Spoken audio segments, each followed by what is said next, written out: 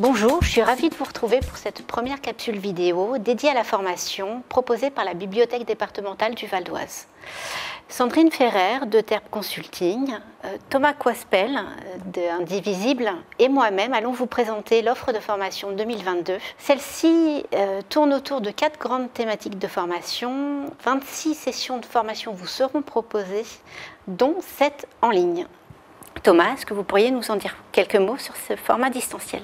Oui, bien sûr. Donc, la formation en ligne est arrivée avec le Covid et le premier confinement. Mais depuis, ça a été rodé et bien rodé. C'est même un format très innovant avec des outils à part, des méthodes à part.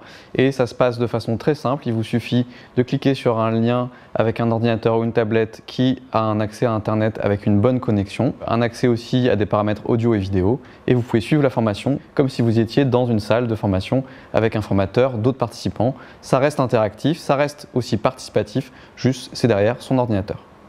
Bonjour Sandrine, pourriez-vous nous présenter rapidement Euterpe ? Bonjour Céline, Euterpe est un organisme de formation, une société de conseil et aussi un labo numérique. Nous sommes 3 à animer les formations. En 2022, Jean-Michel Ferrer, Magali Biget et moi-même. Euterpe anime les formations numériques, médiation, création et inclusion. Qui peut suivre ces formations ? Alors, ces formations sont accessibles à toutes et tous. Nul besoin d'être un geek pour les suivre. Il suffit d'être un bon utilisateur pour assurer une bonne médiation. Lors des formations, nous insistons sur le pourquoi faire et comment faire du lien avec nos services et nos collections. Notre démarche pédagogique s'appuie sur le faire ensemble et avec une approche ludique, beaucoup de pratique et tous progressent grâce à l'intelligence collective. Nous aurons aussi des nouveautés, une formation sur l'offre musicale et l'autre sur la communication en ligne. Pouvez-vous nous en dire plus ? La première formation permettra d'abord d'aborder la place de la musique en bibliothèque et donnera outils, méthodes, idées pour repenser son offre avec une conception plus large de la musique, moins centrée sur les supports et la rendre plus attractive.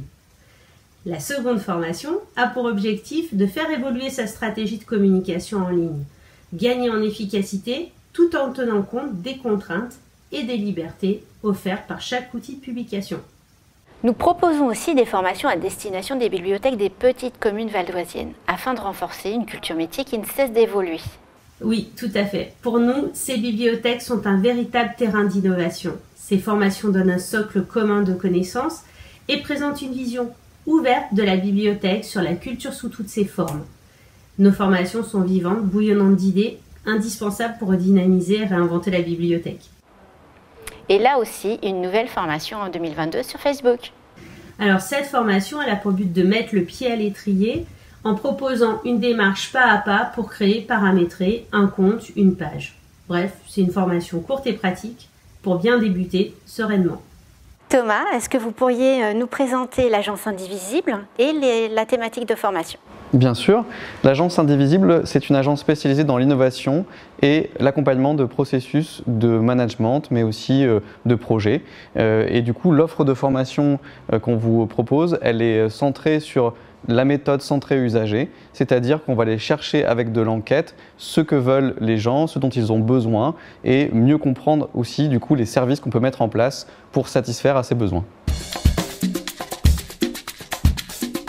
L'innovation du Labo des possibles, c'est de proposer une formation sur mesure sur une thématique d'une médiathèque, d'une bibliothèque en particulier, mais évidemment en invitant toutes les autres qui veulent venir dans cette médiathèque. C'est sur 3 jours et pour vous donner un exemple, on a fait une formation sur le retour et le prêt automatique grâce aux bornes. Il y avait beaucoup de questions qui étaient posées par les usagers et on a créé du coup des outils pour faciliter, notamment un roman photo qui expliquait comment utiliser les bornes de retour de prêt.